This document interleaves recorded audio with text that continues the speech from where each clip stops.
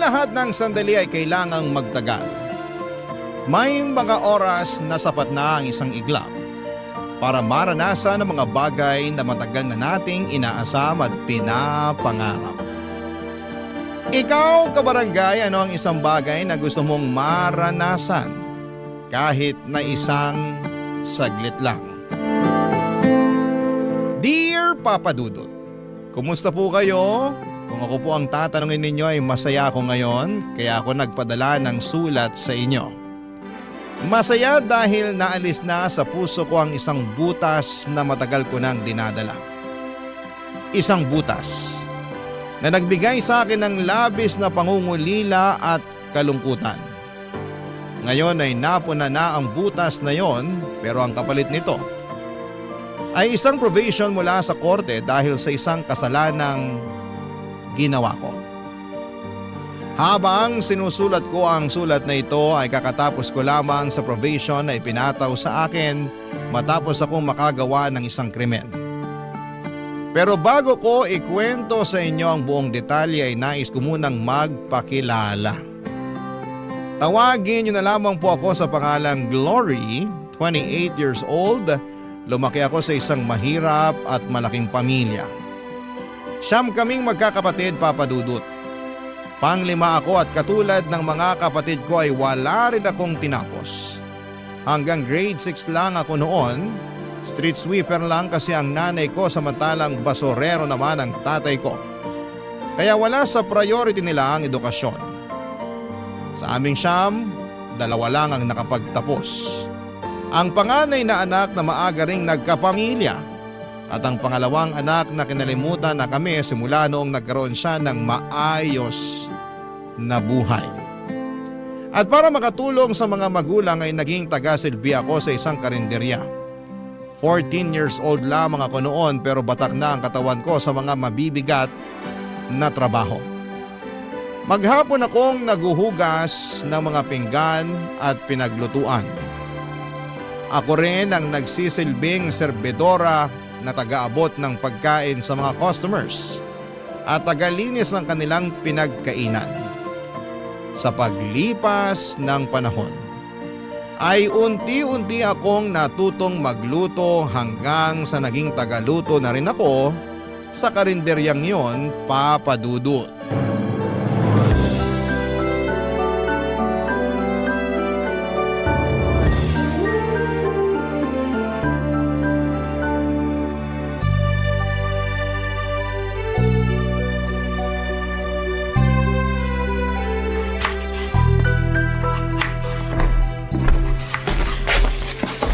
Oh, Ate Linda, maaga ka ngayon ah. Maaga ako nagising eh. Wala naman ako magawa sa bahay kaya dumiretso na ako rito para makasimula na sa trabaho. Mukhang ang marami ka nang natapos. Ano bang kailangan mo? Ituloy mo na lang nahiwain yung baboy pang Bicol Express. Nasimulan ko na yan. Okay, sige. Mabuti ka pa, nakatulog ng maayos. Samantalang ako, 2 oras lang yata tulog ko eh. Bakit naman? 10:00 ba namang umuwi si tatay? Lasing na lasing. Nagkalat na naman? As usual. Ako na naman yung naglinis sa bahay tapos pagkatapos nun, kakapikit ko pa lang, nag-alarm na yung cellphone ko. Kailan ba kasi matatauhan yung tatay nyo? Nakakaloka naman. Hindi na magbabago yun. Alak na yung tubig niya eh. Ang hirap ng ganyan. Kaya siguro dumami kayo magkakapatid kasi gabi-gabing lasing yung tatay nyo. Buti nga kamo, hindi na nasundan yung bunso namin. Ay, hindi mo lang sure. Wag naman sana. Ano yun, kukumpletuhin nila yung 10 mga daliri? Hindi na nga kami kasya sa bahay eh. Ay, kapag ako yumaman, aalis din talaga ako sa bahay. Ang tanong, yayaman ka ba? Sa sinasahod natin araw-araw kahit magtrabaho ka pa buong buhay mo, patay ka na, di ka pa rin yumayaman. Malay mo naman, makapulot ako ng milyones dyan o di kaya manalo ako sa loto. Sa malas mong yan, sa tingin mo, makakatsamba ka ng ganon? Hindi ka nga tumataya sa loto eh. Kung sa bagay, pinanganak nga pala ako sa mahirap na pamilya. Nagkaroon pa ako ng tatay na lasinggero tapos binigyan ako ng 8 kapatid. Paano pa kami makakaahon sa hirap niyan? Minsan talaga minamalas tayo pagdating sa kapalaran. Wala tayong magagawa dyan, bawi na lang sa next life. Siguro masamang tao ako sa previous life ko, kaya ako minamala sa buhay ngayon. Pakabait ka na lang ngayon para sa susunod mong buhay, swertihin ka naman. Ay, sarap sana kung may pagyayabang din ako sa buhay, no? Ano kaya feeling ng mga may graduation photo at diploma na nakadisplay sa bahay? Walang silbi ang diploma na yan kung hirap ka naman maghanap ng trabaho. Ako nga, may diploma tapos wala namang maayos sa trabaho. Ano ba kasi nangyari? Bakit di mo pinurse yung tinapos mo? Malas din, katulad mo. Saka maaga ako nagkaanak eh. Kung ano yung available na trabaho, yun na lang ang pinasok ko. Minsan din talaga, tayo rin may kasalanan ng sitwasyon natin eh. Katulad mo, maagang nagkaanak. Wala naman akong pagsisisi sa nangyari. Ang mahalaga, may asawa ako na mahal ako at anak na mahal ko. Kahit maghirap pa ako sa kakatrabaho para sa kanila, wala kang maririnig na reklamo sa akin. Kaya ikaw, kung ano man yung mga pangarap mo, subukan mong tuparin kahit gaano pa yan ka-imposible. Sana nga pala rin din ako. Gusto ko matry yung nakaupo lang sa opisina habang naka-aircon tapos papasok ako na may bitbit na kape. Gusto ko magsuot ng mga branded na damit. Gusto kong magpatayo ng sariling bahay para sa mga kapatid ko. Gusto kong makapunta sa ibang bansa.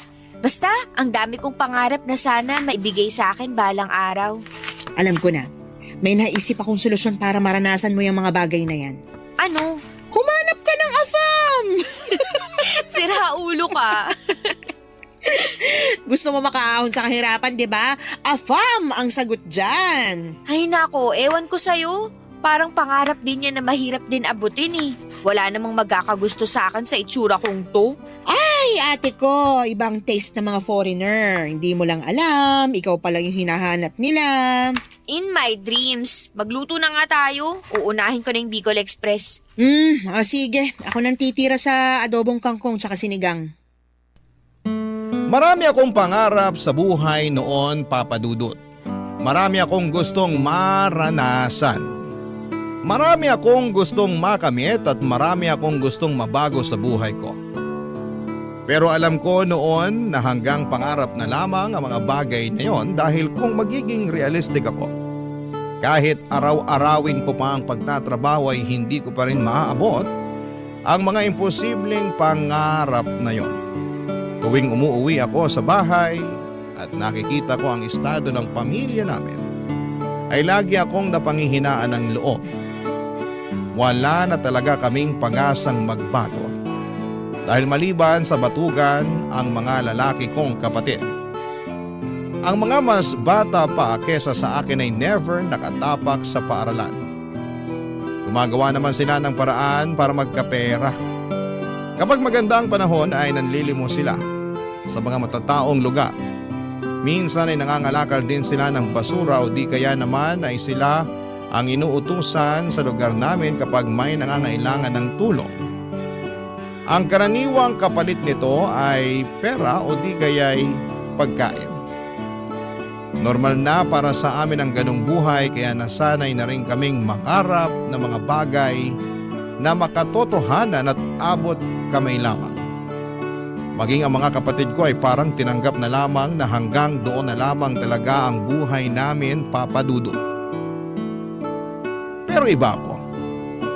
Gusto kong tuparin ang mga pangarap ko kahit na parang imposible pa itong mangyari. Ako lang kasi mismo ang makakatulong sa sarili ko dahil wala akong gagawin ay walang magbabago sa buhay ko. Alam kong wala na akong ibang aasahan pa maliban na lamang sa sarili ko. Kaya naman ginawa ko ang lahat para magbago ang takbo ng buhay ko. Kahit na magsimula lang ito sa maliit na hakbang, Papa Dudut.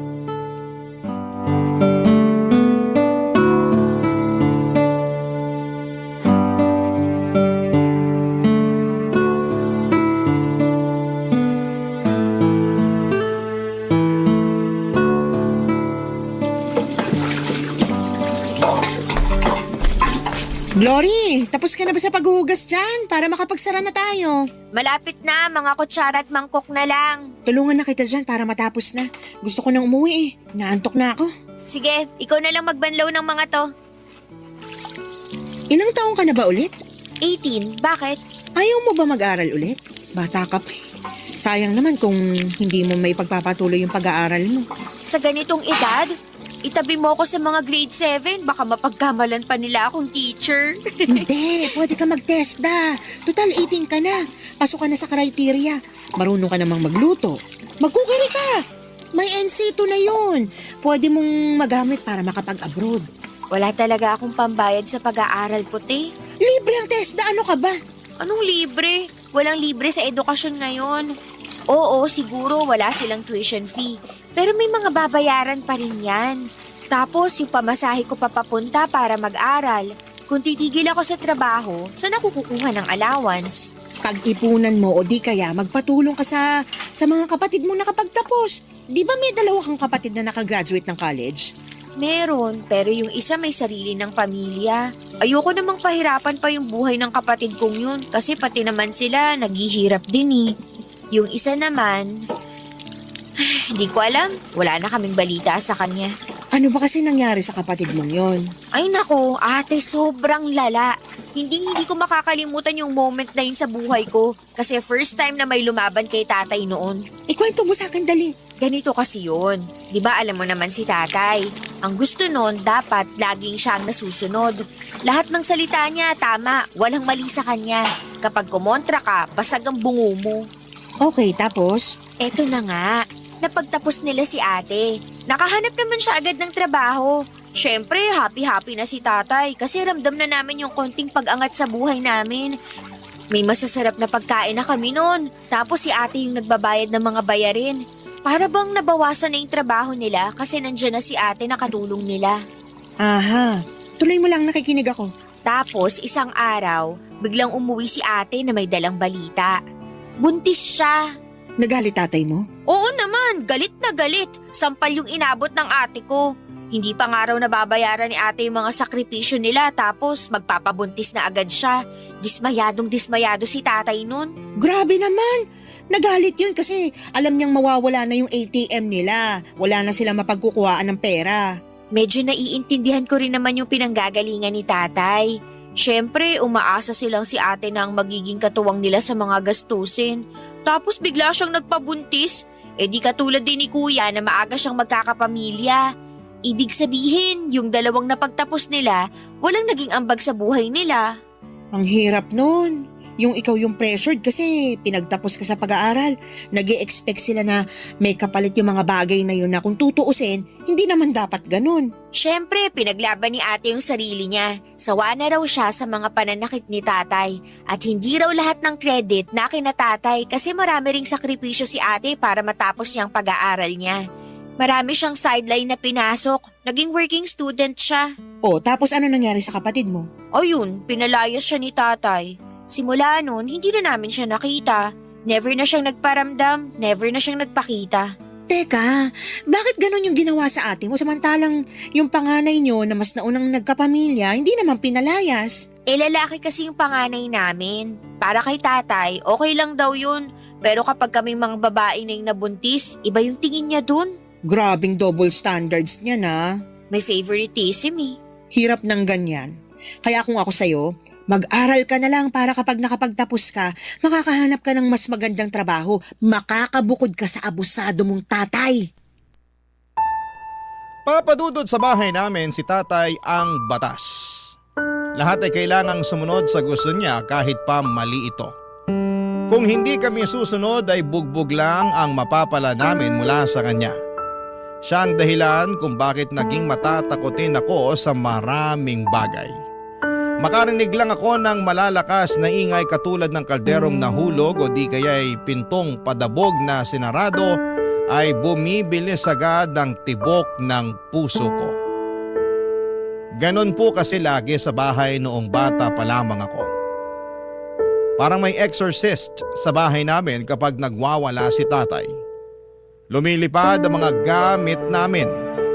Noong bata ako kapag gano'n ang nangyayari ay natatakot lamang ako habang umiiyak sa takot.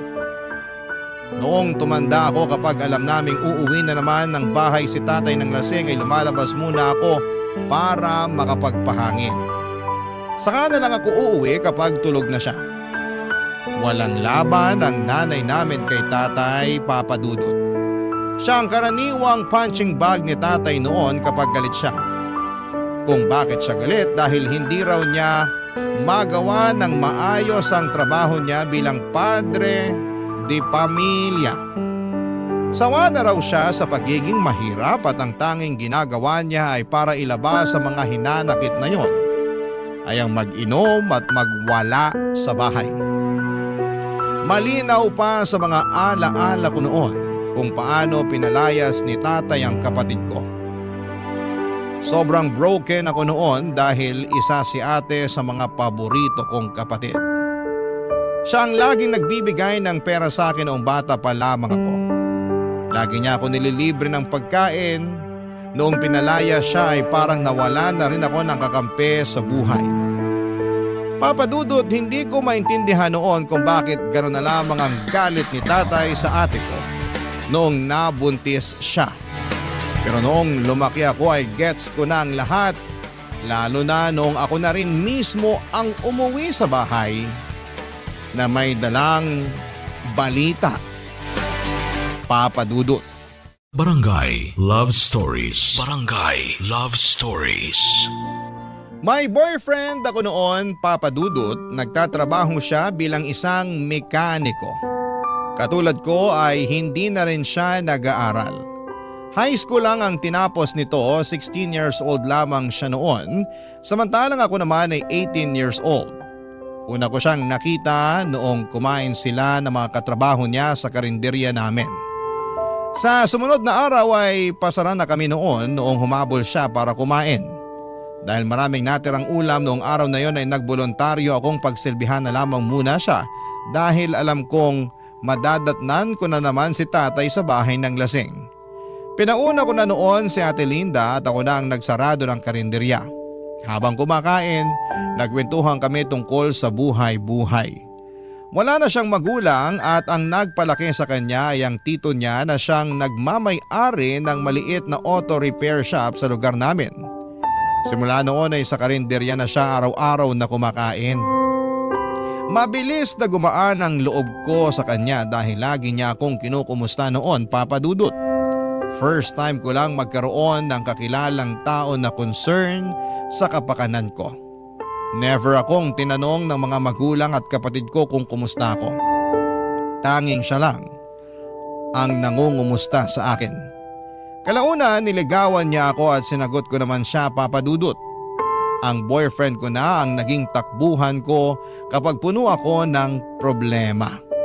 Kapag masyadong makalat ang pag-iisip ko, pumupunta ako sa bahay nila para magkaroon ng kasangga.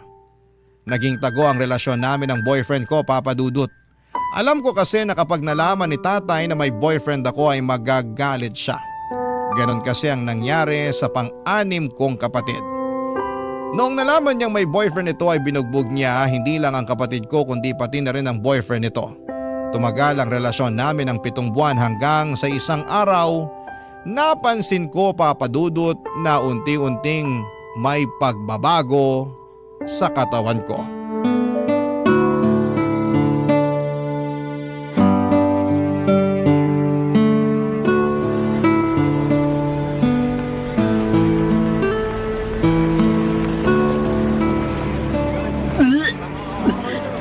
Hoy, ayos ka lang.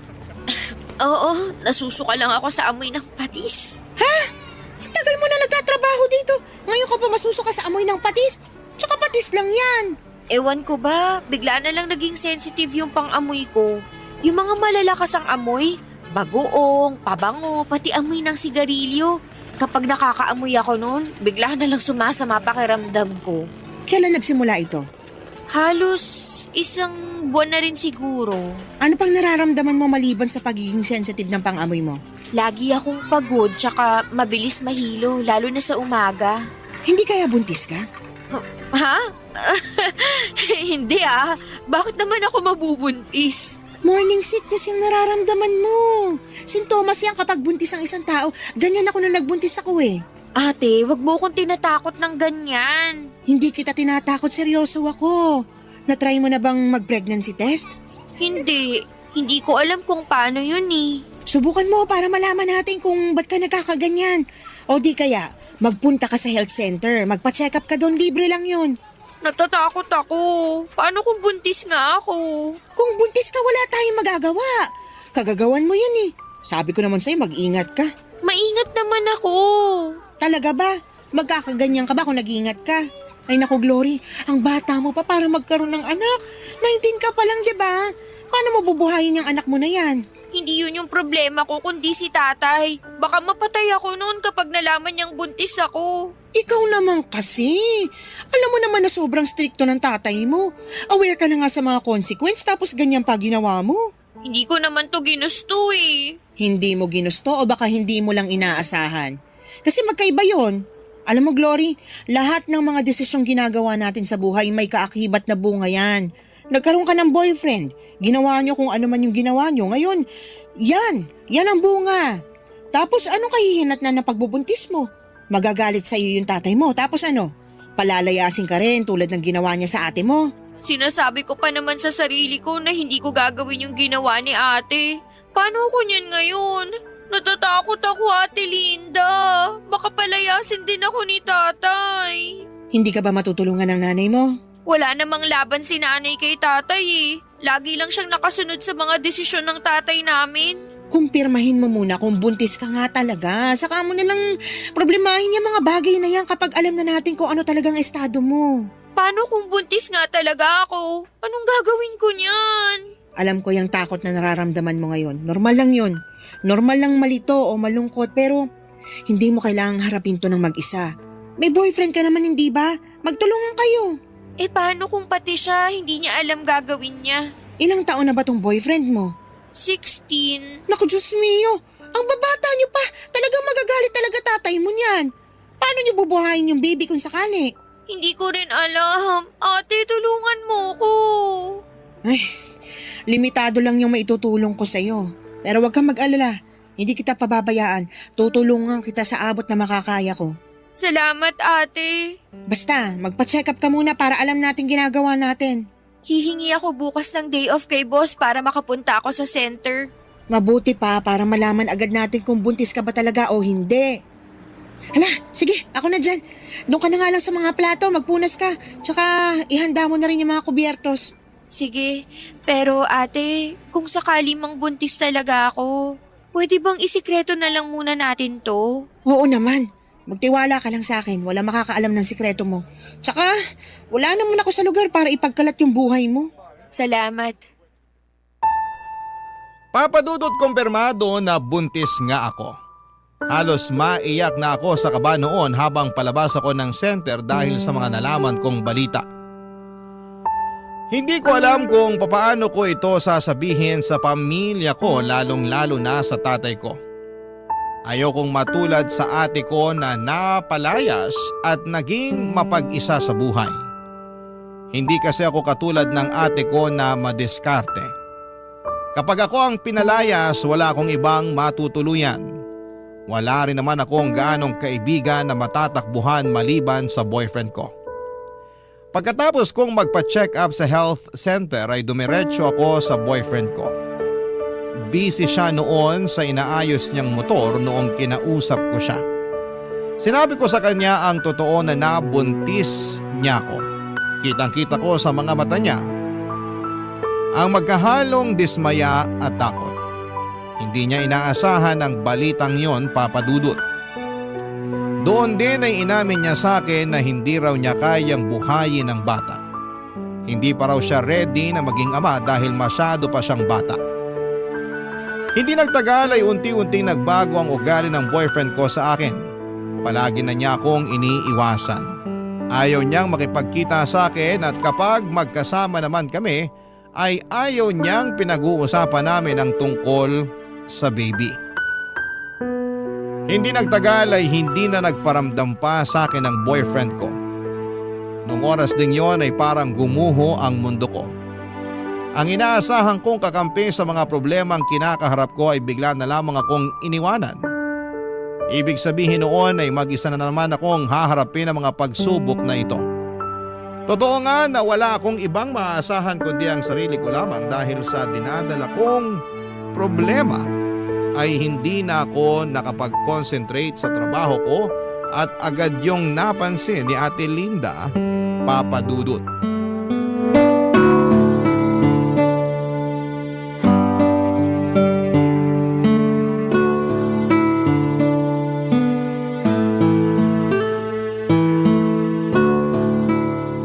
Hoy, Glory! Anong ginagawa mo? Papalitan ko lang po tong tubig sa water dispenser. Wala nang laman. Ako na dyan! Ano ka ba? Bawal magbuhat ng mabibigat na bagay ang buntis. Itabi mo na yan. Ako na magpapalit yan mamaya. Ganun ba? Hindi ko alam eh. Magsaing ka na lang ng kanin para mamayang gabi. Paniguradong dito na naman kakain yung mga taga-construction. Sige, dadalawahin ko na ba? Isa na lang muna. May laman pa naman yata yung malaking rice cooker eh. Oo, meron pa. Isa na lang muna. Gamitin mo yung maliit. Oh, nga pala. Wala na ba talagang paramdam yung boyfriend mo? Wala na. Parang di na ako kilala nung taong yun eh. Bata pa kasi kaya walang pananagutan. Pero dahil siya ang ama, nasa batas yan na dapat suportahan niya yung bata ano man ang mangyari. Hindi naman ata nasusunod yung batas na yan eh. Kaya maraming lalaki dyan na anak ng anak tapos kayang iwan yung mga anak nila kasi wala namang nangyayari dyan sa child support na yan. Sa bagay, totoo naman. Sa bahay niyo, wala naman silang napapansin tungkol sa'yo. Wala. Ganun kami sa bahay eh. Walang pansinan kaya mahihirapan silang malaman na buntis ako. Hindi nga nila ako makumusta eh. Di madali lang pala itago yung tiyan mo kung sakali. Kaso, ang problema ko kapag nanganak na ako, paano natin itatago yung bata? Yun ang totoong problema. Willing naman akong kupkupin kayo ng anak mo kung sakali pero pansamantala lang yun. Ipalaglag ko na lang kaya to hanggat maaga pa. Hoy, gusto mo bang mapunta sa impyerno? Tsaka, illegal ang abortion dito sa Pilipinas, makukulong ka niyan. Mas gugustuhin ko na lang makulong kaysa harapin ko yung tatay ko kapag nalaman niya yung totoo. At least sa kulungan, libre ang tirahan at pagkain dun. Ay, nahihibang ka na talaga. Hindi talaga ako nagbibiro. Hindi mo nga pwedeng gawin yun. Papatay ka ng tao dahil lang sa takot mo sa tatay mo. Hindi ko alam. Siguro natatakot lang ako na baka wala akong mapuntahan kapag pinalayas ako sa bahay. Ganito na lang, may naisip ako. Ano? Ipaampun mo yung bata. Marami mag-asawa dyan na naghahanap ng batang aampunin. Mas maganda yun kasi hindi mo lang bibigyan ng chance yung bata na mabuhay. Mabibigyan mo rin siya ng mas maayos na pamilya. Kanino ko naman siya ipapaampon? May alam akong kumadrona na may kontak sa mga taong naghahanap ng maaampun na anak. Gusto mo bang kausapin ko siya? Sige, mas maganda yun. Ipapaampon ko na lang yung bata. Pero sigurado ka na ba dyan? Sigurado kang hindi mo ito pagsisisihan sa huli? Hindi, sigurado na ako. Nasasabi mo lang yan kasi hindi mo pa totally nararamdaman yung bata dyan sa tiyan mo. Pero once na nagkaroon na kayo ng koneksyon ng bata tapos kapag naipanganak mo na siya, iba na yung feeling na mararamdaman mo. Baka malaki yung chance na magbago pa yung isip mo. Hindi na magbabago ang pasya ko. Desidido na ako. Ipapaampon ko yung bata.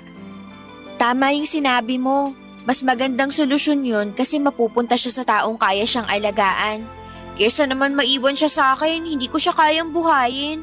May 9 na buwan ka pa para pag-isipan yung desisyon mo. Huwag ka masyadong magpadalos-dalos. Tandaan mo ha, minsan ka nang nagkamali dahil sa mga desisyong hindi mo pinag-iisipan ng maayos. Basta, kung ano man yung mangyari, sure ka na may kakilala kang pwedeng umampun sa anak ko? Madali na lang yun.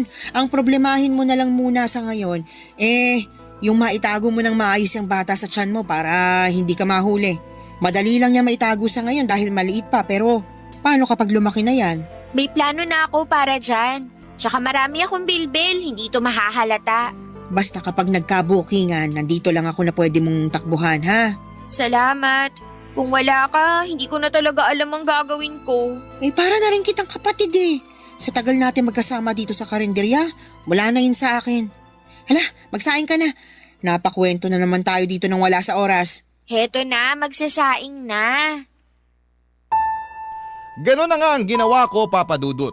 Hanggat maaari ay umiwas ako sa bahay para hindi nila mahalata ang paglaki ng tiyan ko. Mabuti na lang at medyo malaki rin ako ng panahong yon kaya pwede kong irason na taba lang ang dahilan kung bakit malaki ang tiyan ko.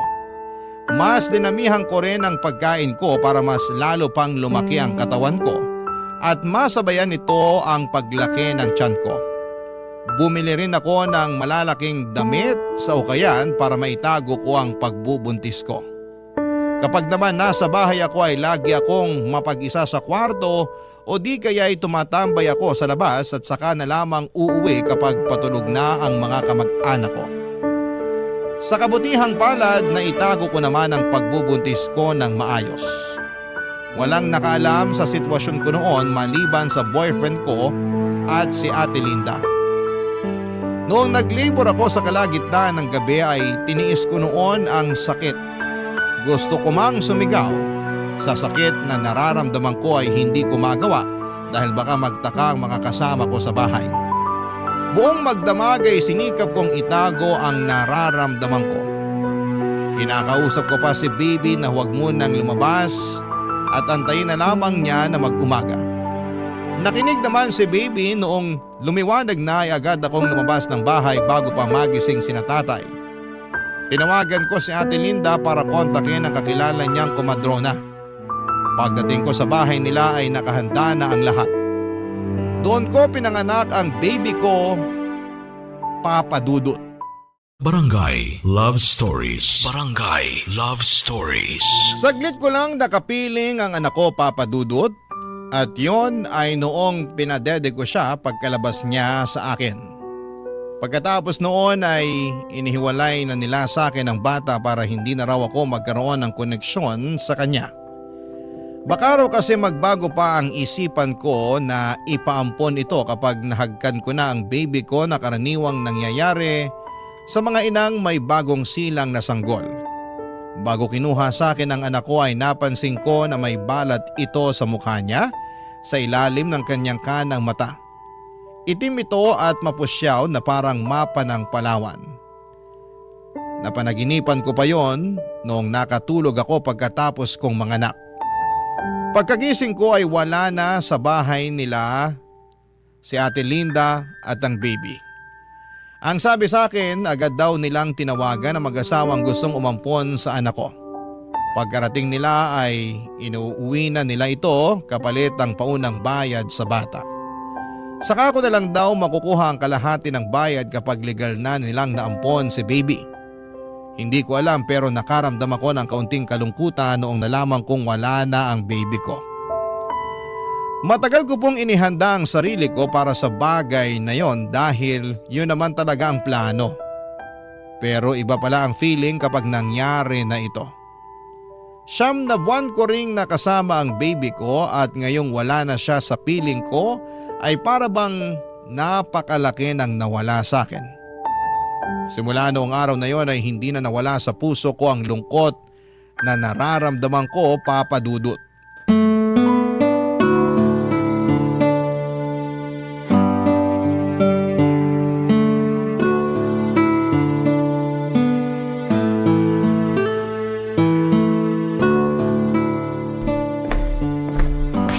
Hoy, lalim naman ang iniisip mo. Ba't ka nakatunga nga dyan? Halika na, kumain na tayo. Ang tagal mo kasi, kanina pa kita inaantay. Inantay ko lang yung huling customer na makaalis para makapagsara na tayo. Gusto mo ba to? May natira pang bistek. Sa'yo na lang yan. Alam kong paborito mo yan eh. Okay na ako dito sa adobo. O sige, ikaw bahala. Kumusta na kaya yung baby ko? Ba't mo naman iniisip yan ngayon? Wala lang, curious lang ako. Sigurado akong nasa maayos ng kalagayan yung anak mo ngayon. Nakita mo yung umampon sa baby ko? Oo, sinamahan ko yung kumadrona nung sinundo nila yung baby. Alam mo ba kung anong pangalan nila? Hindi ko na tinanong, tsaka hindi mo rin naman pwedeng malaman yung pagkakakilanlan nila eh. Bakit naman? Sa pagkakaalam ko, may confidentiality pagdating sa ganyan. Kung tama ako, close adoption yung mangyayari. Closed adoption?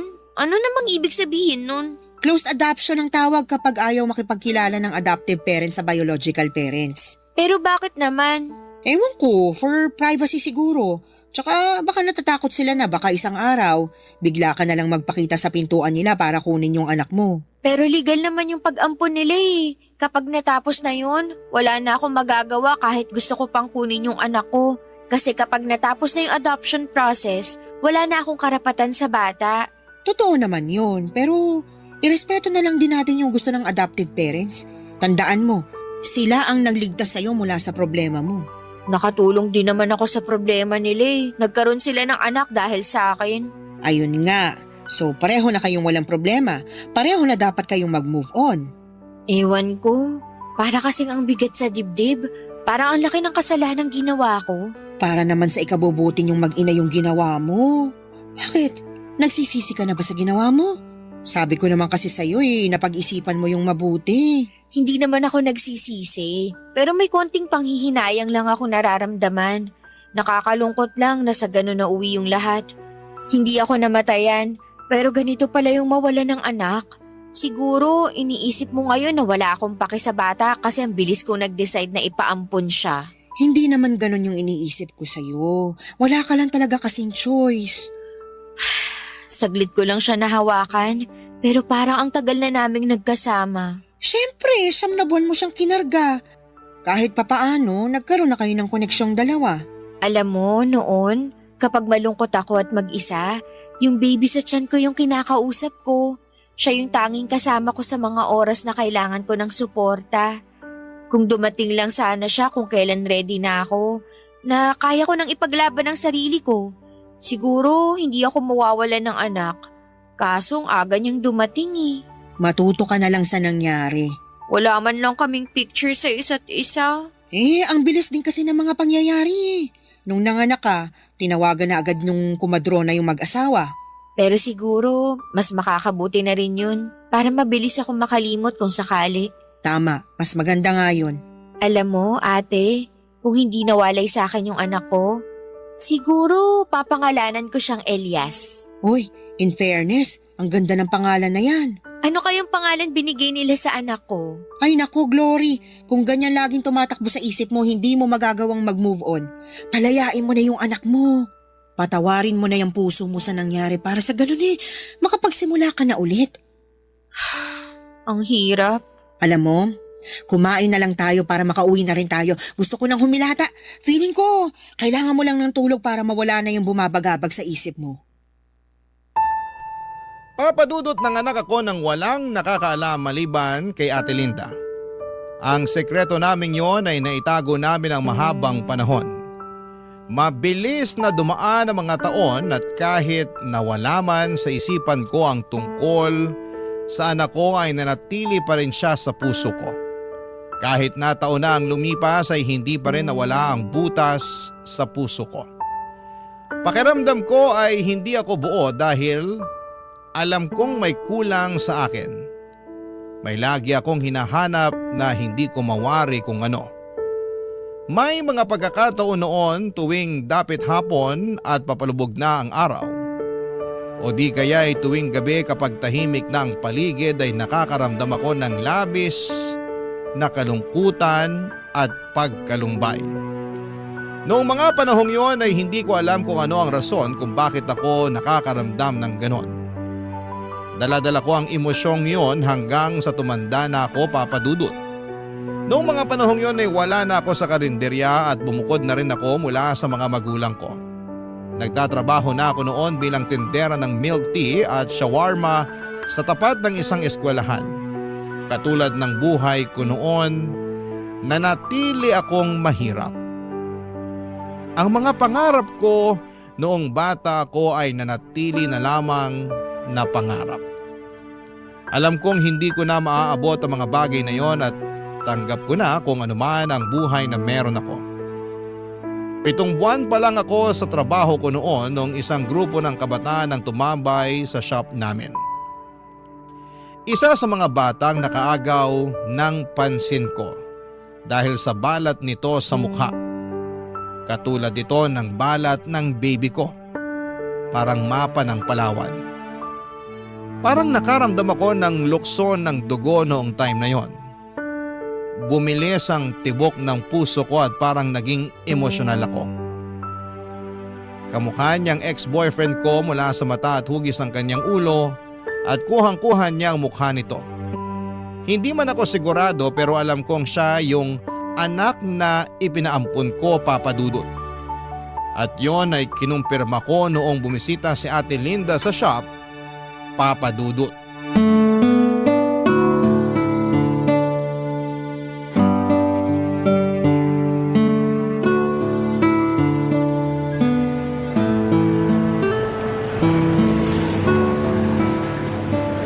Kumusta naman ang babaita?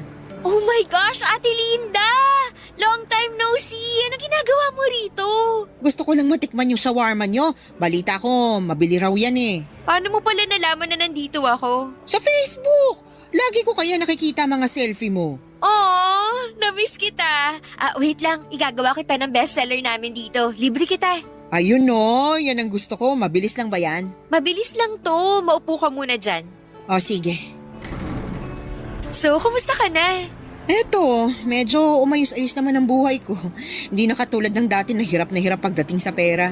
Sana all, may asawang promoted. Congrats pala. Nakita ko yun sa FB post mo. Hey, salamat. Ikaw naman, single ka pa rin ba hanggang ngayon? Oo, patuloy pa rin sa paghabol ng pangarap kahit mukhang mahirap nang abutin. Naku, ikaw pa. Kayang-kaya mo yan. Heto na yung merienda mo. Tikman mo, masarap yan. Salamat. Alam mo ate, may kukwento ako sa'yo. Ano yan? Naaalala mo pa ba yung anak ko noon na pinaampon natin? Oo naman, naalala ko pa siya. Bakit mo na itanong? Nakita ko yung bata. Talaga ba? Paano mo naman nalaman na siya nga yung anak mo? Basta naramdaman ko na lang. Di ba alam mo naman yung feeling ng ina kapag nakita yung anak nila? Ganon yung naramdaman ko. Lukso ng dugo? Oo, parang ganon. Paano ka naman nakakasiguro na siya nga yung anak mo? Sa lawak ng Metro Manila? Sa dami ng mga tao dito? Ang swerte naman kung bigla na lang kayong pinagtagpo ng tadhana. Naaalala mo yung balat sa mukha ng baby ko? Ganon na ganon yung balat ng batang nakita ko. Nakausap ko siya isang beses. 9 years old na raw siya. Sakto yun sa edad ng baby na pinanganak ko noon. Wala ka pa ring pruweba na yun nga yung anak mo. Meron. Siya mismo nagkwento sa akin na hindi siya totoong anak ng mga magulang niya. Ganon daw ka-honest yung mga magulang niya sa kanya, kaya habang bata pa, inamin na nila yung totoo. At paano mo naman nalaman yung mga bagay na yan? May tiwala sa akin yung bata. Sukoy ko kaya silang magkakaibigan dito. Nako, Glory ha, hindi ko gusto kung saan papunta tong usapan na ito. Bakit naman? Masaya lang ako na makita yung anak ko na nasa mabuti siyang kalagayan. O tapos, kung anak mo talaga siya, anong gagawin mo ngayon? Hindi ba dapat nakalimutan mo na siya ngayon? Hindi mo na dapat siya iniisip kasi iba na yung mga magulang niya, hindi na ikaw. Oo, alam ko. Pero gets mo naman ako, di ba? Ina ka rin at walang inang makakalimot sa anak niya. Pero iba kasi yung sitwasyon mo. Kahit ano pa yung sitwasyon ko, anak ko pa rin siya. Hindi naman siguro masama na makapiling ko siya kahit ilang saglit lang. Huwag mo sabihin sa akin magpapakilala ka sa kanya bilang totoo niyang ina. Hindi, syempre hindi ko naman gagawin yun. Pero parang may rason eh kung bakit kami pinagtagpo. Baka ito na yung chance ko. Chance na ano? Chance na bumawi sa kanya. Kaya hindi ko na palalampasin tong chance na to.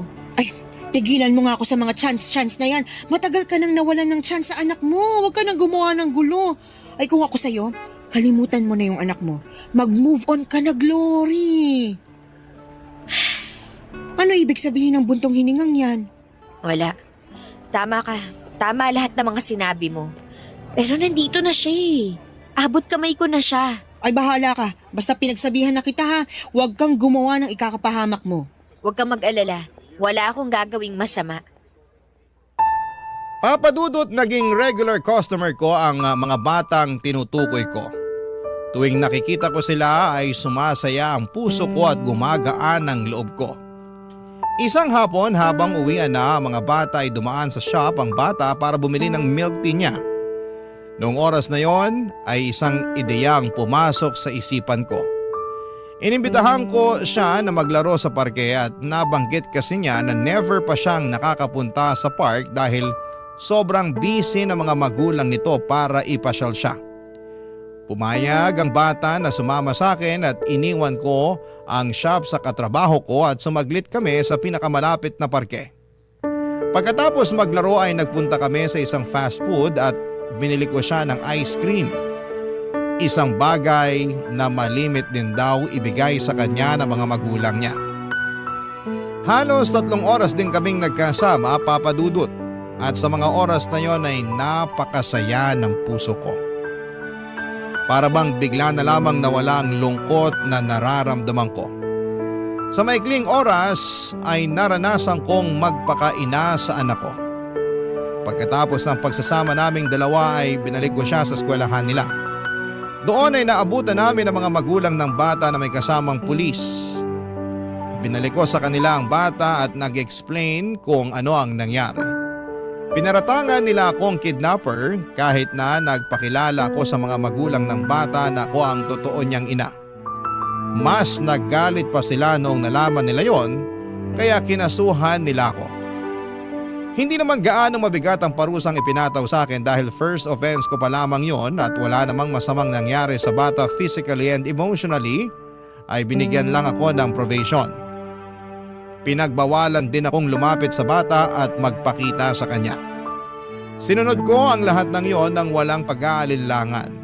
Ang mahalaga ay nasubukan kong makasama ang anak ko at nalaman kong nasa mabuti siyang kalagayan at maganda na ang buhay nito. Pagkatapos ng probation ay lumipat ako ng trabaho at tirahan. Nagsimula ulit ako. Pero sa pagkakataong ito ay magaan na ang loob ko dahil unti-unti ko na ring napapatawad ang sarili ko. Dito na po nagtatapos ang sulat ko, Papa Dudut. Maraming salamat po. Ang inyong forever kapuso at kabarangay, Glory.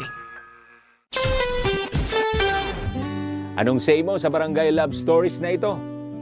Pagkwentuhan natin sa comment section yan. Ang mga kwento ng pag-ibig, kwento ng buhay, at kwento ng pag-asa dito sa Barangay Love Stories. Love Stories. Kung kayo ay bubuo ng pamilya, dapat ay magkasama kayo ng iyong kapareha sa hirap at sarap. Hindi yung sa hirap mo lang siya gustong makasama at sa sarap ay maghahanap ka na ng iba. Ikaw kabarangay, gaano ka ba kaloyal sa iyong kinakasama? Dear Papa Dudut, may mga tao na todo-todo magmahal. Yung bang binansaga na silang martir dahil hindi nila magawang bitawan at iwanan yung taong iniibig nila. Pero sila rin yung mga tao na matiisin at mapagpasensya. Yun bang kahit paulit-ulit nang sinaktan ay nahahanap pa rin sa kanilang puso ang magpatawad. Hanggang ngayon ay naniniwala pa rin ako na kahit kailan ay hindi kahinaan ang magmahal. Bago po ang lahat ay tawagin niyo na lamang po ako sa pangalang Lala, 33 years old, taga Sariaya, Quezon. Pero dati ako nagtatrabaho at tumira sa Pasig. Programa ninyo, Papa Dudut, ang tumulong sa akin upang magkaroon ng libangan o mga panahong huminto na ako sa pagtatrabaho dahil nagkaanak na kami ni Roy. Nagkakilala kami taong 2019 noong nag-factory worker ako sa pinagtatrabahuhan niya, kung saan delivery truck driver naman siya. Tulad ng ibang love story ay mabilis kaming nagkapalagayan ng loob. At dahil pareho naman kaming single ay naging madali sa aming mapalapit sa isa't isa. Noong nabuntis ako ay tinira niya ako sa bahay ng nanay sedes niya. Pangako sa akin ni Roy na pag-iipunan niya ang pambukod namin.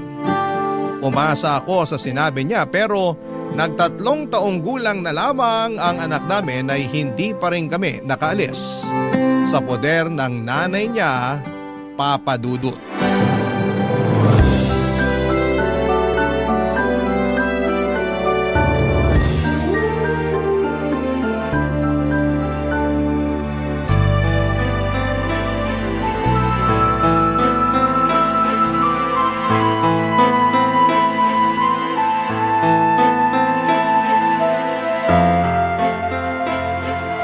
Nay, alam niyo na pala na may babae si Roy pero kinukonsinti niyo pa.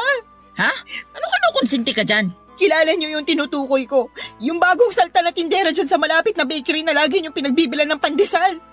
Nakalimutan niyo na siguro na nung isang araw ay kasama niyo kami ng anak ko na bumili doon tapos kinumusta ng babaeng yun si Roy. Kayo naman kung todo balita sa nangyayari sa kinakasama ko. Para yun lang. Paano mo naman naisip na babae nga yun ni Roy? Paano ko naisip? Siyempre, narinig ko kayo na nirereto siya doon. Bakit ka ba makikinig sa usapan na may usapan. Huwag niyo na pong ibahin ang usapan. Oo, sige na. Babae nga ng anak ko yung tindera dun sa bakery. Sinasabi ko na nga ba eh. Pwede ba? Huwag kang matungal dyan na para kang baka. O may ano pang isipin ng mga kapitbahay natin? Isipin na nila kung anong gusto nilang isipin. Wala akong pakialam. Naku, kahit kailan talaga wala kang hiyain, no? Bakit? Kayo ba meron nun? Ano sinabi mo? Bastos ka! Kayo po yung mas bastos. Pag hindi talaga ako nakapagpigil, masasabunutan kita, Lala. Alam mo yung ugali mong ganyan? Yan yung dahilan kung bakit ayaw sa'yo ng anak ko. Kaya di na ako magtataka kung pinagpalit ka niya sa iba. Hindi naman ako magkakaganito kung hindi dahil sa anak nyo. Yan, yung pagiging maingay mo at palingkera yung madalas reklamo ni Roy sa akin. Yan po bang sumbong sa inyo ni Roy? Oo, lagi na lang malungkot yung anak kong yon. Mukhang depressed lagi kasi inaaway mo raw. Hindi totoo yan. Nag-iimbento lang siya. Ay, ginawa mo pa talagang sinungaling ang anak ko. Sinungaling naman po talaga yung anak nyo. Kanino pa ba siya magmamana? Eh di sa inyo rin na nanay niya. Aba, sumusobra ka na talaga ha? Halika rito, para masabunutan kita. Aray, aray! Nasasaktan po Dapat ako! lang yan sa'yo. Di ba naman masyadong matalin ang dila mo? Ay! Sumusobra ka na talagang babae ka. Kayo po yung sumusobra. Kayo ni Roy. Dapat talaga iwanan ka na ng anak ko eh. Kung tutuusin, wala naman siyang mapapala sa'yo. Paano walang mapapala? Dahil ba wala akong trabaho? Ah! Kawawa naman ang Roy ko. Mag-isang kumakayod para sa inyo ng anak mo. Anak din po ni Roy yung anak ko. Apo nyo rin po, kaya ano po ba pinagsasasabi nyo dyan? Ah, basta! Simula nang dumating kayo sa pamamahay na to, parang bumigat na ang pamumuhay namin. At kasalanan niyo yun. Kayo talaga ang malas sa buhay namin. Kaya huwag ka nang magulat kung isang araw, iwanan ka na ng anak ko. Papadudot mag-isang anak na lalaki ng biyanang kong babae si Roy, kaya naman mahal na mahal niya ito. Bunso rin ito sa 3 magkakapatid. Ang 2 ate na kinakasama ko ay may sarili ng pamilya at wala na sa poder ng nanay nila. Laging sinasabi ni Roy na nagdadalawang isip siyang umalis sa bahay nila dahil daw maiiwang mag-isa ang biyanang ko. Pero nahihirapan akong makisama sa ugali ng nanay niya na likas ang pagiging taklesa at pakialamera. Oo, may mga araw na magkasundo kami pero mas lamang pa rin yung hindi kami magkasundo. At kapag nangyayari yon ay mas pinipili ko na lamang na manahimik dahil nga nanay pa rin siya ng kinakasama ko. Pero sa isip ko, papadudot, ay gusto ko pa rin bumukod kami para magkaroon ako ng peace of mind. Kaya lang nang dahil sa pambababae ni Roy at pangungonsinti ng nanay niya ay bigla akong nakaramdam ng pag-aalinlangan sa dibdib ko. Sa totoo lang ay 2 taon pa lang ang anak namin noon ay napansin ko na ang panlalamig sa akin ng kinakasama ko. Siyempre bilang babae ay meron tayong instinct na baka may iba na siyang kinakalokohan. Inoobserbahan ko lang si Roy dahil ayoko ma-stress masyado sa kanya. Magaling ang mister ko, kumbaga sa kriminal ay marunong siyang magtago ng mga ebidensya. Pero wala namang lihim na hindi nabubunyag at nadagdagan lang ang sama ng loob ko sa pangungonsinti ng nanay niya. Kaya nga hindi ko na napigilang sumabog ng araw na yon at manibugho, papadudot.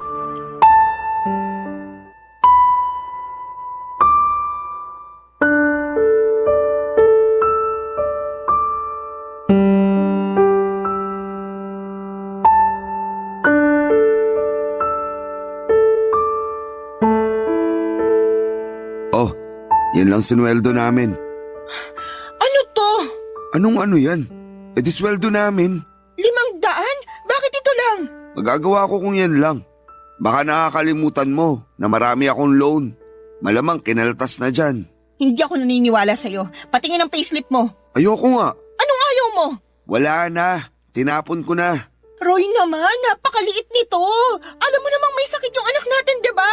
E akala ko ba magaling na siya? Hindi naman tumalab yung halamang gamot na pinainom ng nanay mo sa kanya. Hindi nawala yung lagnat niya. Natatakot na ako baka kung ano ng sakit ng anak natin. Masyado ka namang OA. Ayos lang yung anak natin. Paano magiging ayos? Pabalik-balik nga yung lagnat niya. Tsaka, ako pa talaga yung OA, ha? Para ka namang hindi nag-aalala sa anak mo. Nag-aalala rin ako. Pero anong magagawa ko kung yan lang ang sinahod ko? Pagkasyain mo na lang. Dalhin mo sa public hospital o center yung anak natin. Doon mo ipa-check up. Baka nga makalibre ka pa. Sige, susubukan ko. Ganyan nga. Subukan mo rin manghingi ng libreng gamot. Malamang bigyan ka rin doon. Oh, ano pang binubuntong hininga mo dyan? Akala mo ba hindi na ako nakakahalata? Nakakahalata sa ano ba? Na palagi na lang kakarampot yung perang binibigay mo sa amin ng anak ko. Anak naman ng teteng. Di ka ba nakinig? Sabi ko, kaltasan ngayon. Kaya yan na lang natira. Ang sabihin mo, binigay mo yung pera mo dun sa babae mo. Ha? Ano bang pinagsasasabi mo dyan? Kunwari ka pa. Akala mo yata hindi ko alam na naglalandian kayo ng tindera dun sa bakery na laging pinagbibilan ng nanay ng pandesal. Oh, paano naman tayo napunta dun? Huwag mo akong gawing tanga. Buwisit naman, Lala. Ano bang iniiyak-iyak mo? Nakuha mo ba akong tanungin alam mo naman sa sarili mo yung dahilan? Araw-araw na lang na ginawa ng Diyos na pinararamdam mo sa akin na hindi mo na ako mahal. Pero alam mo yung mas masakit? Pati yung anak mo na sarili mong dugot laman wala ka na rin pakialam. Pwede ba? Pagod ako ha. Galing na nga ako sa trabaho oh. Bad trip na nga ako na maliit sweldo ko tapos mas babad tripin mo pa ako. Galing daw sa trabaho, lukoy mo lelang mo. Aba, talaga naman. Akala mo talaga sa akin pinanganak kahapon ano? Tingnan mo nga, anong oras na? 12:00 na ng madaling araw. Sinabi mo sa akin kanina na tuwing gantong araw wala kayong delivery sa malayo. Kaya wag na wag mong maidadahilan sa akin na dun ka ginabi. Sabihin mo inuna mo pang pumunta sa babae bago umuwi rito sa bahay. Ay, nakakasira ka talaga ng ulo na babae ka. Dami mong alam. Dami mong satsat. Bakit? Dahil ba 500 lang binigay ko sa'yo? Isa na rin yun sa mga dahilan. Ewan ko sa'yo. Buti pa matutulog na ako. Taga, hindi ba tayo tapos mag-usap, Roy? Ayaw na kitang kausap. Kainis ka. Ikaw pa talaga may ganang mainis? Malamang. Pagod na nga yung tao tapos sinermonan mo pa. Di ka na lang magpasalamat may inabot ako sa'yo. Meron pa naman tayong makakain hanggang sa susunod na sweldo ko. Masyado ka lang talagang mapaghanap.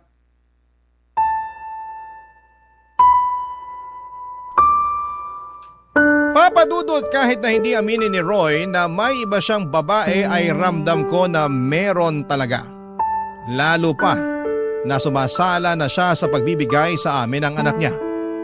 Ang totoo ay hindi yon ang unang pagkakataon na kulang ang perang ibinibigay sa akin ni Roy. Maraming beses na pero ewan ko ba sa sarili ko kung bakit mas pinili kong manahimik ng mga panahong yon. Pakiramdam ko tuloy ay nasanay na lamang si Roy kaya paulit-ulit na niyang ginagawa. Ewan ko rin kung bakit kahit na sinabi na ng nanay niya sa akin na babae niya yung tindera sa bakery na malapit sa amin, ay gusto ko pa rin na manggaling kay Roy ang pag-amin. Bagay na hindi naman niya ginawa, Papadudot. Sobrang sakit sa dibdib nang naging pagtatalo namin ng gabing yon. Hindi ko rin naman siya pinatulog kahit nagsabi na siyang pagod na siya. Dahil gusto ko siyang umamin sa akin na may babae nga siya. Kaya naman lumabas na lamang siya sa kwarto at narinig kong nagsumbong siya sa nanay niya, Papadudot. Pagkalipas ng ilang minuto ay kinatok ako sa kwarto ng biyenan ko at tinawag palabas. Noong nasa sala na kami ay doon niya ako sinermonan. Marami siyang sinabi na mga masasakit at hindi maganda sa akin, Papadudot. Halimbawa na noon ay masyado raw akong mapaghanap samantalang hindi naman ako ang nagtatrabaho. Sinabi rin niya na kung totoong may pinagkakagasosang ibang babae si Roy ay kasalanan ko naman daw dahil hindi na ako kaakit-akit sa paningin ng asawa ko. Ininsulto na naman niya ang katawan ko na masyado raw mataba kaya nagawa akong ipagpalit, Papadudot. Barangay Love Stories. Barangay Love Stories. Papadudot, akala ko ay kaya kong patawarin si Roy sa pambababae niya. Ang akala ko ay magagawa kong magpakamartir alang-alang sa binuo naming pamilya. Ang akala ko ay kaya kong isantabi na may kahati kami sa kanya pero hindi pala. Nasusuka ako sa isiping may sinisiping siyang iba bukod sa akin at nagagalit ako dahil wala siyang pakialam sa amin ng anak niya. Paulit-ulit niya akong tinatarantado. Alam din ng mga dati naming katrabaho at malapit kong kaibigan sa factory ang pagiging malapit ni Roy sa mga babae. Since hindi na ako nagtatrabaho doon ay silang nagbabalita sa akin kapag may kinakalokohang babae ang kinakasama ko. Ilang beses na rin nila akong ni-real talk na hiwalayan ko na si Roy pero hindi ko pa kaya dahil nga sa ayokong masira ang pamilya namin. Bukod doon ay ayoko ring lumaking walang kinikilalang tatay ang aming anak, Papa Dudut.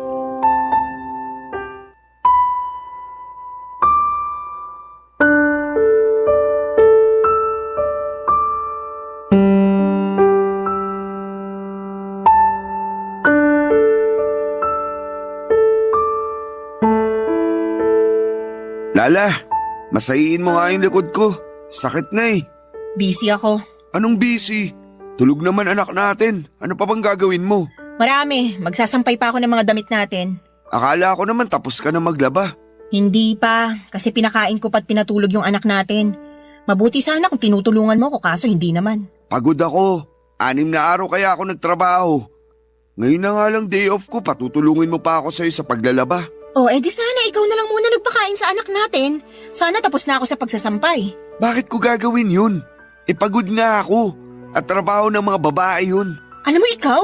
Oh, ano na naman? Wala. Balik na ako sa pagsasampay. Sandali lang.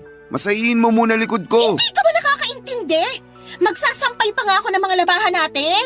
Naiintindihan ko naman. Pero pwede bang mamaya na lang? Mamayain ko mukha mo eh. Bakit ka ba ganyan? Ano bakit ako ganito? Nakuha mo pang magtanong? Hindi mo ba halatang napapagod na ako? Kaya nga mamaya ka na magsampay. Masayiin mo muna ako. Wow ha? Akala ko naman pagpapahingahin mo ko. Yun pala uutusan mo lang din ako. Yan talagang ugali mo yung ayaw ko eh. Reklamador. Tapos magtataka ka kung bakit nagawa kong tumingin sa ibang babae. Ano sinabi mo? Sabi ko, reklamador ka. Kung ako reklamador, ano ka pa? Tsaka kapal din ang apog mong sabihin na kasalanan ko kung bakit ka tumingin sa ibang babae. Oh, edi inamin mo rin sa akin na may iba ka nga. Akala ko alam mo na. Bintang ka pa nga ng bintang sa akin nun. Hindi bintang yon. Inamin mo na nga, di ba? Ibig sabihin totoo. Oo, naisip ko lang na wala na akong dapat itago pa. Saka di naman tayo kasal eh. May karapatan akong tumingin sa iba. Kasi wala naman akong pananagutan sa'yo. Ano? Naririnig mo ba yung sarili mo? Walang pananagutan sa akin eh, may anak tayo, Roy! Oo, pero magkakaanak na rin kami ni... Ano sinabi mo? Pwede bang kumalma ka muna? Nakakagulat ka naman eh. Bigla-bigla kang sumisigaw. Ay ko! Bakit ka ba nangahampas? Tanong-tanong ka pa eh, kulang pa nga yung pangahampas ko sa'yo. Tsaka kapal na mukha mong sabihin sa akin na nabuntis mo yung kabit mo. Nakakadiri ka. Ano sa palagi mo dapat na maging reaksyon ko, ha? Matuwa ako? Magpa-party ako at ipaglatag ka ng red carpet kasi magkakaanak na kayo ng kalantari mo. Hindi naman, pero... Alam mo, ayoko na. Ha? Anong ayaw mo na? Ayoko na ng ganitong buhay kasama ka. Pagod na ako kung alam mo lang. Hindi to yung klase ng pagod na madadaan sa tulog. Papahinga, wasak na ako dahil sa ginagawa mo sa akin. Kung makapagmalaki ka pa, na kaya ka tumingin sa iba ay dahil sa pagiging reklamador ko, kapal mo talaga, Roy. Saan ka pupunta? Wala ka na doon. Basta, aalis na kami ng anak mo sa pamamahay na to. Lala naman, wag mo naman gawin sa akin to. Bakit hindi? Hindi mo naman na kami mahal eh. Saka sabi mo magkakaanak na kayo ng babae mo. Eh di doon ka na. Congratulations sa inyo ah. Uy, seryoso ba talaga yan? Iiwanan niyo ako ng anak natin? Correction, anak ko lang. Simula sa araw na to, hindi mo na sa anak. Hindi ka na niya tatay. Hindi mo na rin ako live-in partner dahil tapos na tayo. Papa Dudut, galit na galit ako kay Roy nang malamang kong nabuntis niya ang kalantari niyang babae. Pakiramdam ko ay dobling beses niya akong pinagtaksilan. At hindi ko naisip na meron pa palang mas ilalala ang kaya niyang gawing pananakit sa akin. Ang sama-sama niya, Papa Dudut.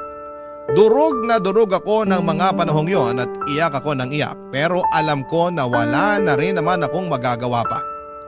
Yun ang naging hudyat para magkalakas ako ng loob na makipaghiwalay kay Roy. Alam ko na mas priority talaga niya ang pambababae niya kesa sa amin ang anak niya, Papa Dudut. Ilang taong ko ring pinagtiisan ang hindi pagiging mabuting padre de pamilya at provider ni Roy. Dagdagan pa ng pangungonsinti ng nanay niya na sobrang perpekto sa mga ginagawang kabalbalan ni Roy, Papa Dudut. Ayoko na. Pagod na ako. Sinagad na ni Roy ang pasensya ko kaya naman mabilis akong nag-alsa baluta ng araw na yon at umuwi kami ng anak ko sa bahay ng Mama Berta ko na nasa Quezon Province. Buti na lamang kahit paano ay may naitabi akong perang pamasahe pero kinapos pa rin yon. Kaya nagpasundo na lamang ako kay Mama sa terminal ng bus, Papa Dudut.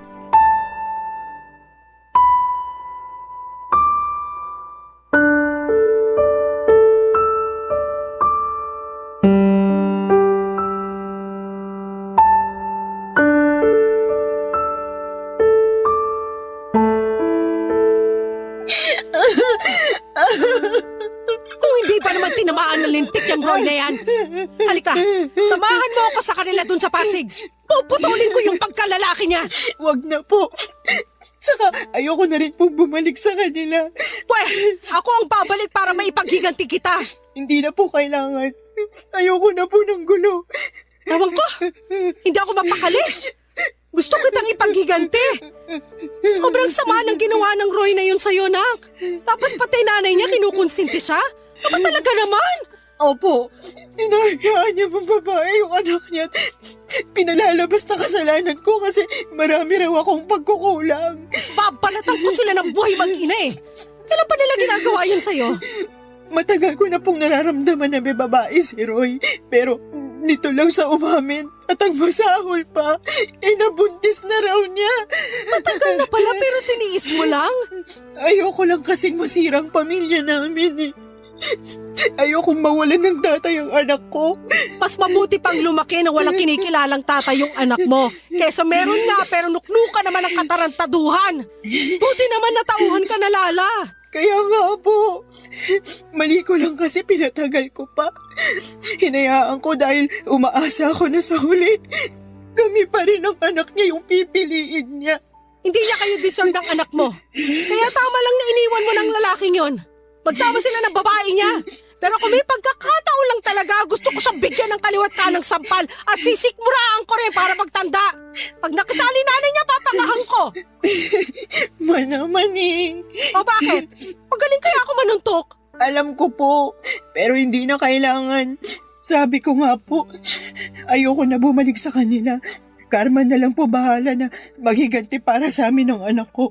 Sa bagay, naniniwala pa naman ako dyan sa karma. Yung bang kapag gumawa ka ng masama, doble o triple na masamang karma rin babalik sa'yo? Buti na lang talaga naisipan mo ng hiwalayan ng manlolokong yun. At umuwi kayo rito ng apo ko. Kasi welcome naman kayo rito sa bahay. Salamat, Ma. At sorry din dahil ang tanga-tanga ko. Dapat noon ko pa ginawa na makipaghiwalay kay Roy. Hindi na sana ako nasaktan ng gusto. Hayaan mo na. Nangyari na eh. Tsaka sabi mo ayaw mo namang masirang pamilya nyo. Ayaw mong mawalan ng tatay yung anak nyo. Ibig sabihin, nilaban mo. Pero si Roy talaga yung may diferensya rito. Kulang yata sa bakuna yung taong yun eh. Pareho sila ng nanay niya may pagkasintu-sinturin. Pag naligaw talaga yun dito sa Quezon, makakatikim mo sa akin ng suntok sa muka. Paawat na po kayo. Hindi ko lang matanggap na ginano nila ang kaisa-isang anak ko. Yun ay kinagagalit ko. Sana naiintindihan mo. Wala namang magulang na naghahangad na masaktan ng iba mga anak nila. Naiintindihan ko po kayo. Kaya lang bilang anak, ayoko naman na mapahamak kayo sa kagustuhan yung maipaghiganti ako laban sa kanila sakaling mag-cross ulit yung landas namin. Pero sana, Huwag na talaga kahit kailan. Sana nga. Naniniwala naman ako sa'yo na kaya mong itaguyod ang anak mo eh. Kakayanin ko po. Oo naman. Malakas ka. Matapang kang babae.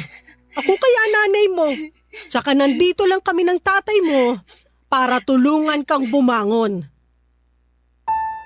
Papadudot mabait si Mama at ang kinakasama niya na tinuring ko na rin parang tunay na ama dahil hinayaan nila kami ng anak ko na magstay sa bahay nila. Matagal na panahon na rin simula nang umalis ako sa Sariaya para hanapin ang kapalaran ko sa Maynila. Doon ako nakapagtrabaho at nakapagrenta ng maliit na apartment bago ko nakilala si Roy. Wala akong kapatid at wala rin namang anak ang mama ko sa tatay-tatayan ko at tanging pagtitinda lamang ng mga gulay at prutas sa may tabing kalsada ang pinagkakabalahan nila. Kaya naman masayang-masaya sila dahil umuwi kami ng anak ko. Sa paglipas ng mga araw ay sinabi ko sa sarili ko na gusto ko na lang mag-focus sa pag-move on kay Roy at intindihin ang anak ko. Kaya nga kahit masakit, mahirap at nakakatakot ay sinimulang kong umusan. Butit nandyan ang mama ko na Papadudot. Barangay Love Stories. Barangay Love Stories. Papadudot, mabilis na lumipas ang 2 buwan. Masasabi ko na gumanda na ang disposisyon ko sa buhay at oo, nandun pa rin yung kirot at panghihinayang para sa pangarap kong pamilya na kasama si Roy. Pero iniisip ko na lamang na baka hindi talaga kami ang tinadhana para sa isa't isa. Saka sabi rin ni Mama, mas mabuti na maghiwalay kami kesa habang buhay akong mag-suffer. Nakasama siya. Feeling ko kasi ay mamamatay talaga ako sa konsumisyon sa dati kong kinakasama, Papadudot. Bukod sa pag-aalaga sa anak ko ay tumutulong ako kina Mama at Papa sa pagtitinda. Masaya ako dahil nagkaroon ako ng bagong pag-asa sa buhay matapos ng pinagdaanan kong kabiguan. At kapag naiisip ko ang karanasan kong yon, ay natatawa na lamang ako sa sarili ko dahil hinayaan kong mamalagi ako ng matagal sa ganong klase ng sitwasyon.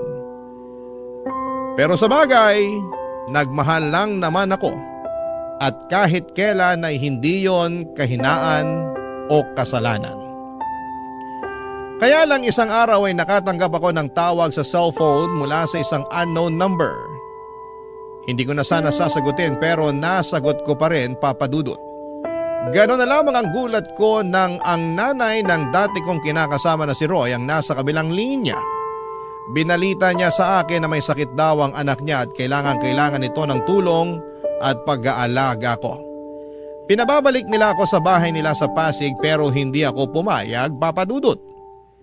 Binabaan ko ng cellphone ang nanay ni Roy at makaraan lang ang 3 araw ay gulat na gulat ako nang pumunta siya sa bahay namin sa Sariaya, Quezon.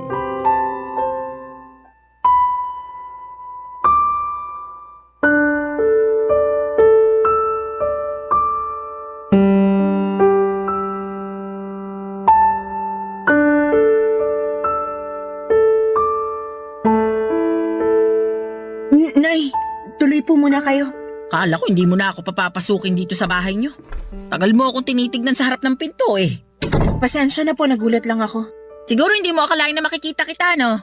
Ganun na nga po. Maupo po muna kayo, ikukuha ko kayo ng juice. Ay, hindi na kailangan. Wala rin naman akong planong magtagal pa rito sa bahay niyo. Lala, may bisita ka pala? Ay ma, kayo pala. Ikaw ang nanay ni Lala? Oo. Eh ikaw, sino ka? Ako si Sedes, nanay ni Roy. Roy? Yung manloloko? Hinay-hinay ka sa pananalita mo tungkol sa anak ko, ha? Ikaw ang maghinay-hinay. Baka nakakalimutan mo nasa pamamahay kita. Uy, talaga naman. Lala, pagsabihan mo nga yung nanay mo, sabihin mo, matutong rumispeto. Opo. Wow! Ako pa pala ang walang respeto rito, Sedes. Baka nakakalimutan mong ikaw at ang magaling mong anak ang hindi rumispeto sa anak kong si Lala. Akala mo ba hindi ko alam ang panloloko ng anak mo sa anak ko? At pati na rin pangungunsinti mo sa kalokohan ng Roy na yon. Ha? Ano sinasabi mo? Ma, huwag niyo na pong awayin si Nanay Sedes. Ano magawain na isa tong malakas ang loob pumarito sa bahay natin? Ano bang ginagawa mo rito, ha? Ano? Ito kasing anak mo si Lala. Kausap ko lang nung nakaraan sa cellphone.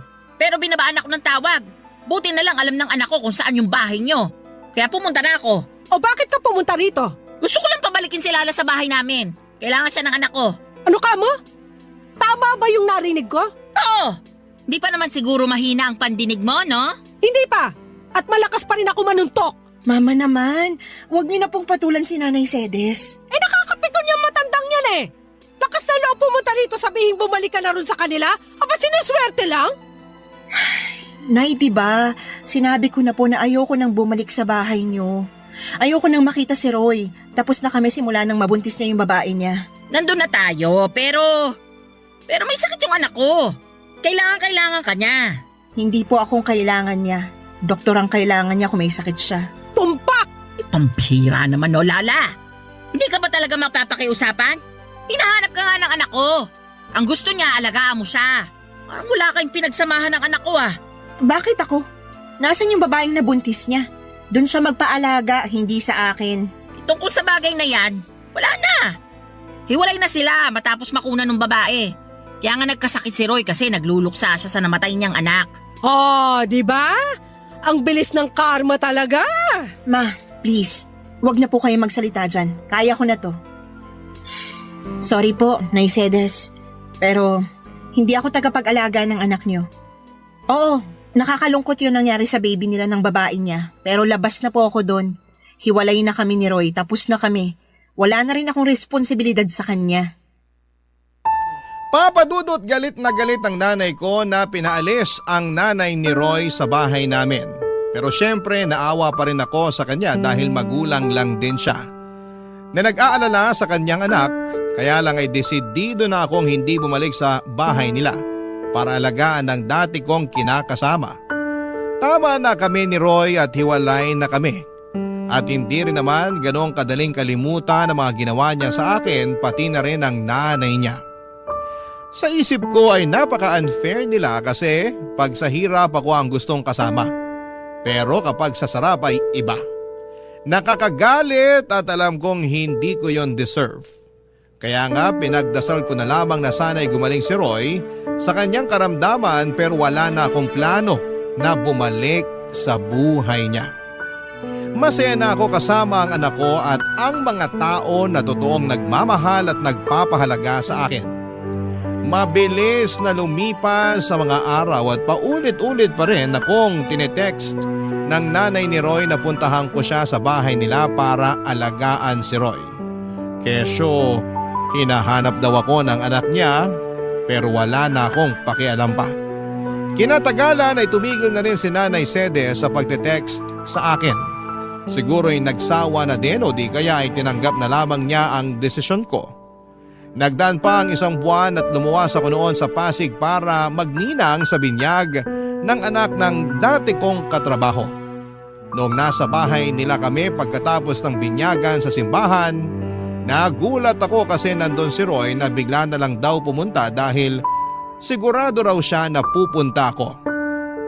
At binalita niya sa akin na magaling na siya sa sakit niyang pulmonya, papadudot.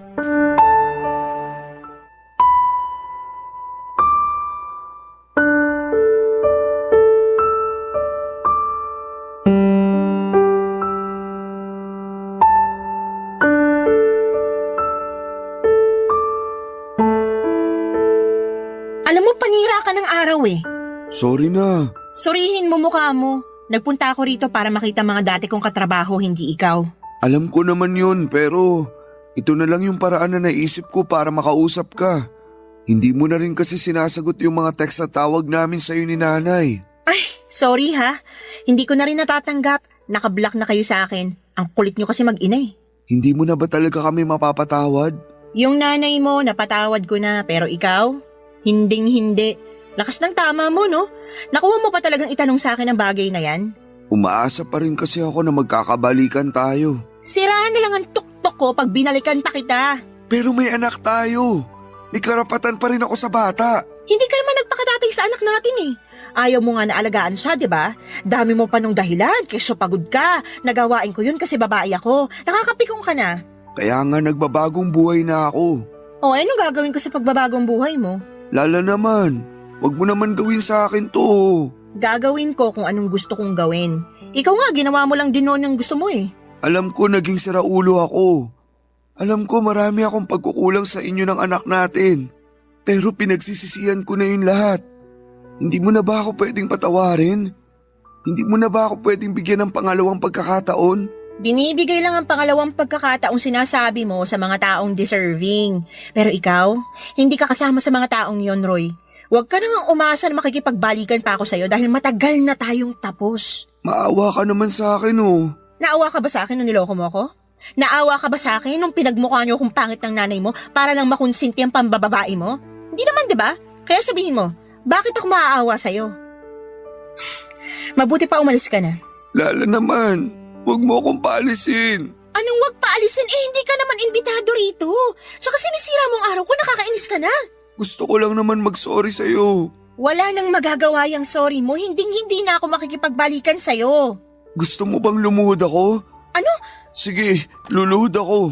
Tumayo ka nga dyan, nakakahiya ka. Wala akong pakialam kahit na nakakahiya pa tong ginagawa ko. Pero desperado na ako.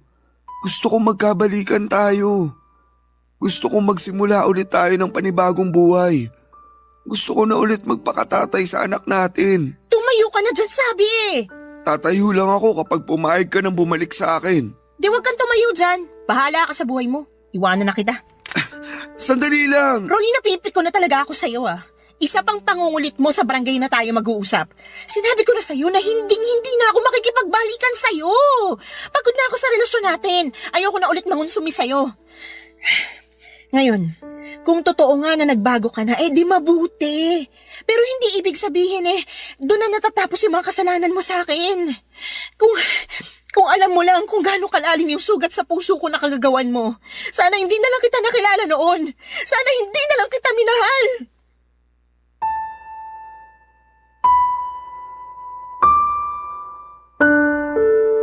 Papadudot, kitang-kita ko ang matinding lungkot sa mga mata ni Roy nang marinig ang mga sinabi ko. Pero wala na akong pakialam pa. Tinalikuran ko na siya at bumalik sa bahay ng katrabaho ko. Nakita ko naman na umalis na rin siya kaya kahit papaano ay napanatag na ako. Kaya lang ay aminado ako na hindi ko na-enjoy ang araw na yon dahil sa pag-eksena ng dati kong kinakasama. Bukod doon ay nanginginig pa ang katawan ko sa engkwentro namin. Pero wala akong pinagsisihan na tinanggihan ko ang pakikipag-ayos niya sa akin. Kung noong nagkasakit siya ay nagawa ko siyang tiisin. Alam ko sa sarili ko na magagawa ko ulit yon. At hanggang sa kasalukuyan ay masaya ako sa desisyon kong tuluyang makipaghiwalay na sa kanya, Papa Dudut. At ang huling balita ko ay nag-resign na raw siya sa pabrika na pinagtatrabahuhan niya.